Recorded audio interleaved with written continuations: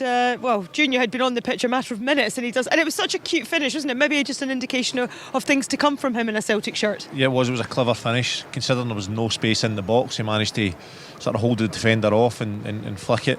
Clever. Know where the space was, know where the defender was, used his body well. Yeah, it could be a sign of things to come, because he came with not a great goal scoring record, and maybe he's been questioned a wee bit, but you can only judge him for what he does for Celtic. And yeah, that was a good start to his Celtic career. Let's go back to the start of the story though, because what a goal this was from Dundee to get themselves in the league very early on in that second half. It was a brilliant goal, picked up Ethan Hamilton, and again, as I say, it just catches the eye of Liam Scales. Congrene's running, the strike is outstanding into that top corner, and it then allowed Dundee to function their game plan, which was very much about stopping passing lanes into Celtic strikers, forcing them wide and doubling up against them, and I thought they did that fantastically well until that last minute when I did say it would have been a piece of magic by a wide player, and that's what it was. Tareki did that in a wide area, got Celtic their goal, and obviously took them extra time. Yeah, I mean, until that point, it was Dundee who'd really enjoyed the bulk of the best of the chances, and they had an opportunity to actually double their lead in that second half. Ugan with an opportunity which ended up being cleared off the line, and then this happened just 3 seconds from the end, Charlie. And you talk about the positional sense for the Dundee defence. It's brilliant for Tenecti taking that away from him. He does really well here when Celtic weren't creating much. He does a wee bit of magic here. But if you look at the Dundee player in the front post area, I think you're right, Charlie. It's Callum Jones. He's a midfielder. He's probably no thought like you would as a centre half, filling that front space, and that's what's ultimately done them. I thought it was a centre half, but it makes sense as a midfielder. A centre half's instinct at that point should be shutting the inside shoulder and not letting anything go across the 6-yard box. He's tried to read the cutback and then allow the ball inside the box, and that's where the danger is, inside the 6-yard box, and that's why Celtic get the goal. I mean, psychologically, from Dundee's perspective, it must have been such a blow. You think you're across the line. They thought it was 5 minutes, but then Kieran Tierney went down, and VAR did indicate there would be extra time added on to that, which was very much the case. But then, as soon as extra time happened, Celtic had the sort of wind in their tails, didn't they? And Tuneka, we just heard from him there, was able to put this one home. Yeah, and I think when you look at it here, it's the wee give and go. Halliday gets done in his inside here, and he skips into a good position. That's a good strike. Whether John McCracken thinks he can save that, he's near post, but it's just the 1-2, and he just gets on the inside of Halliday there and onto his favoured right foot, and that is a great finish. The intensity picked up. You could see a clear difference as soon as it went to extra time, and I think it's down to what Martin O'Neill hopefully comes and speaks to us. I'm desperate to ask what he actually said to the players, because Tenecti never done that. Even when he came on, he was effective, he was fine, but he never sort of came with that intensity. Celtic done a lot of stuff outside the box. We're going back, the fans were moaning to get it in, and I understand why they didn't put it in, because there was loads of players inside the box, Dundee defenders, but that wee bit of magic there just shows a wee bit of raising intensity and what it can do.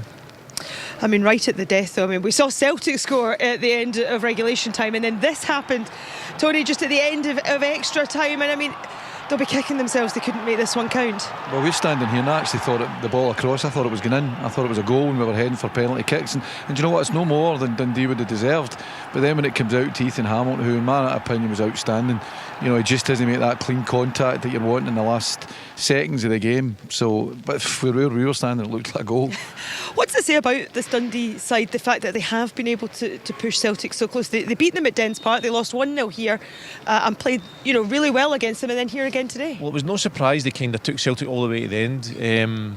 The surprise would be is how little control Celtic had in the game for long spells. Dundee had loads of possession, and the game plan worked perfectly. As I said, they stopped spaces, they broke on Celtic, and they caused real problems. I was really impressed by them today.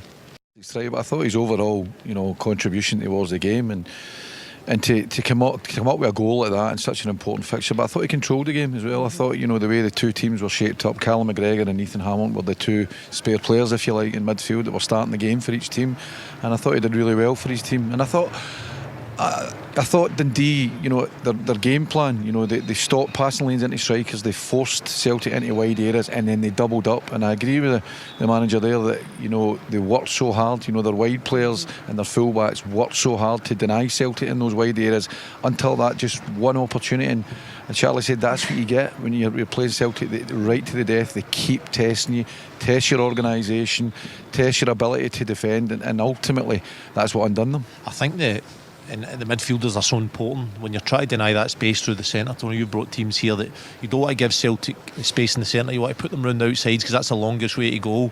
So players like Ethan Hamilton are in there blocking spaces, like Tony said, between the lines, and when they win it, the important thing is he's shown he's got the legs to then break forward.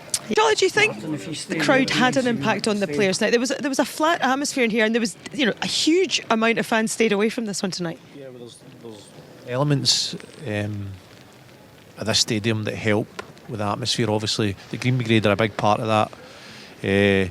Obviously the manager's message, everything goes together, and there's nothing better when that's totally connected, because you can feel it in this place. I've played in big European nights here, I've played in games where you need a late goal, and it's the energy in the stadium that gets you over the line.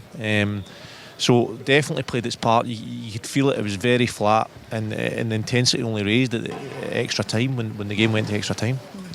I think the players actually need to take a lot of credit, because I did feel in those time on the last 10 minutes, there was a lot of groans, and because it was going exactly towards Dundee's game plan, they were getting them wide, they were doubling up, they were stopping their threat, but the players kept doing it, and obviously that's instruction for Martin and Sean, but the players need to be brave to do that. The easiest things to give up a position, and pass the ball back or pass the ball sideways. Taneki there to take that opportunity to go and get at the full back and beat him on one occasion and put forward a cross. I think the players, you need to take credit for that. And then obviously you've seen the synergy with the crowd. And then I think there was only one team really, I think, going to win it after that, because as you said, it really deflated Dundee, but obviously the impetus went to Celtic. But I think the players deserve credit for that. Do you actually think that the players could kick on from this, like you mentioned there, that competition from places, the new signings have come in, and still